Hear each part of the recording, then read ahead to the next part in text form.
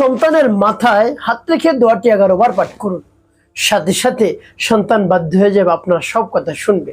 প্রিয় ভাই বোনেরা, সন্তান নিয়ে অনেক দুশ্চিন্তা পেরেশানির মধ্যে পড়ে গিয়েছেন। কি করবেন, কোনো দিক আপনি খুঁজে পাচ্ছেন না, একেবারে দিশেহারা হয়ে পড়ছেন। আর আপনার চিন্তা করতে হবে না, পেরেশানি করতে হবে না। প্রিয় ভাই বোনেরা, দোয়াটি পাঠ করে সন্তানের মাথায় আপনি ফু দিন। সাথে সাথে বাধ্য হয়ে যাবে, আপনার সব কথা শুনবে, মন নরম হয়ে যাবে, ঘুরে যাবে। প্রিয় ভাই বোনেরা, সন্তানের জন্য অনেক অর্থ সম্পদ খরচ করেছেন যে আমার সন্তানটা কেন বাধ্য হয় না, অবাধ্য।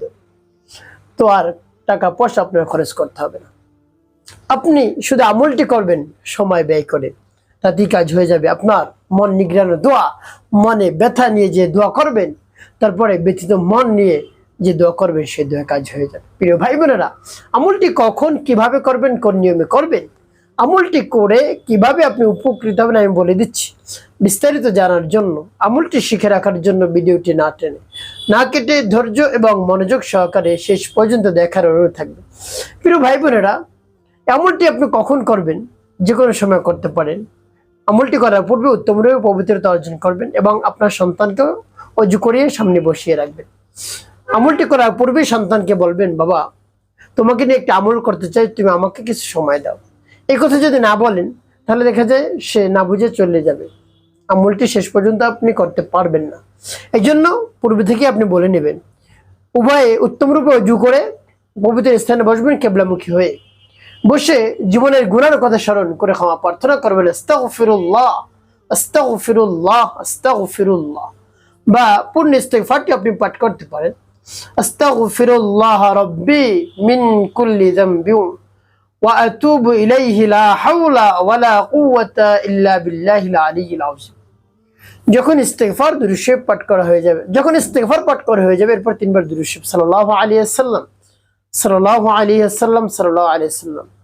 ইস্তিগফার দুরূদ শরীফ যখন পাঠ করা হয়ে যাবে, এরপরে আপনি সেই দোয়াটি পাঠ করবেন সন্তানের মাথায় হাত রেখে। প্রিয় ভাই বোনেরা, দোয়াটিকে আমি বলে দিচ্ছি, তার পূর্বে বলবো।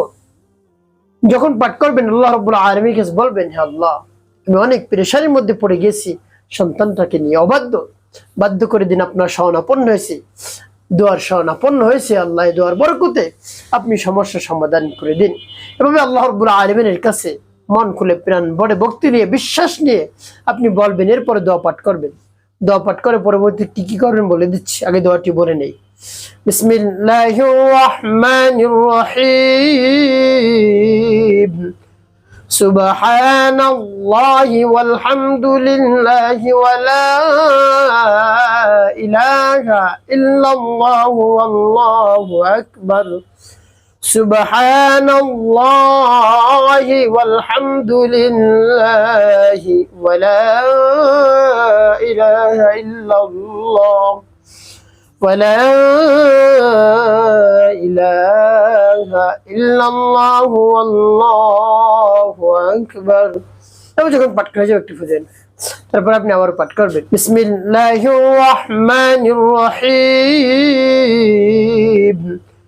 সুবহানাল্লাহি ওয়ালহামদুলিল্লাহি ওয়া লা ইলাহা ইল্লাল্লাহু ওয়াল্লাহু আকবার।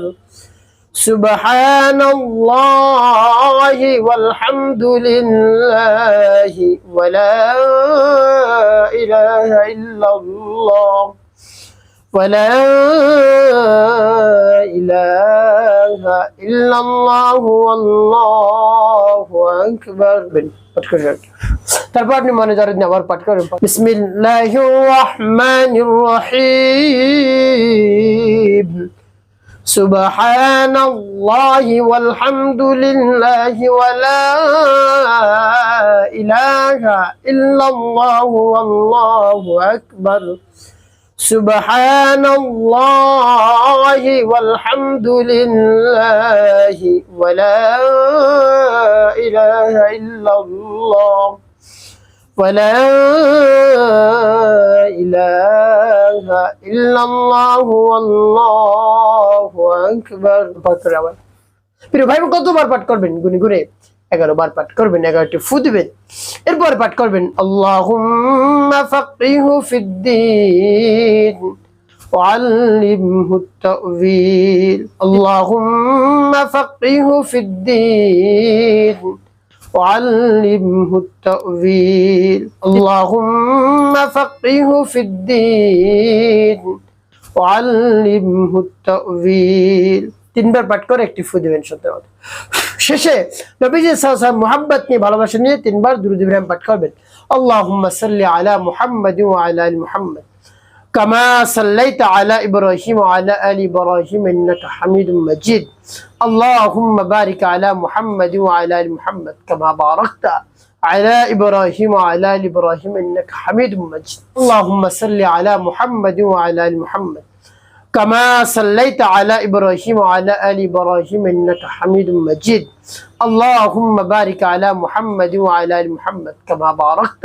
على إبراهيم وعلى آل إبراهيم إنك حميد مجيد اللهم صل على محمد وعلى آل محمد كما صليت على إبراهيم وعلى آل إبراهيم إنك حميد مجيد اللهم بارك على محمد وعلى آل محمد كما باركت على إبراهيم وعلى آل إبراهيم إنك حميد مجيد এবং যখন দুরূদ ইব্রাহিম পাঠ করা হয়ে যাবে এরপর দুটি ফু দিবেন প্রিয় ভাই বোন আপনার আমলটি করা শেষ স্তরে বসে রব্বি কারীমের দরবার হাত উত্তোলন করে বলবেন আপনার সমস্যার কথা হে আল্লাহ আমার সন্তানটা তো অবাধ্য কোনোভাবেই বাধ্য হচ্ছে না আপনার শরণাপন্ন হয়েছে এভাবে অনুনয় বিনয় করে একেবারে নিম্ন স্বরে কুতি মিনতি করে রব্বি কারীমের কাছে বলবেন দেখবেন সাথে সাথে আল্লাহ রাব্বুল আলামিন আপনার দোয়া দরখাস্ত কবুল করে নেবেন ইনশাআল্লাহ একটি কাজ আপনাকে করতে হবে পাঁচ ওয়াক্ত নামাজ আদায় করতে হবে মানুষের কল্যাণে খেদমত কাজ করবেন ক্ষতি কখনো করবেন না তাহলে আপনার জীবন হবে সুখময় এবং শান্তিপূর্ণ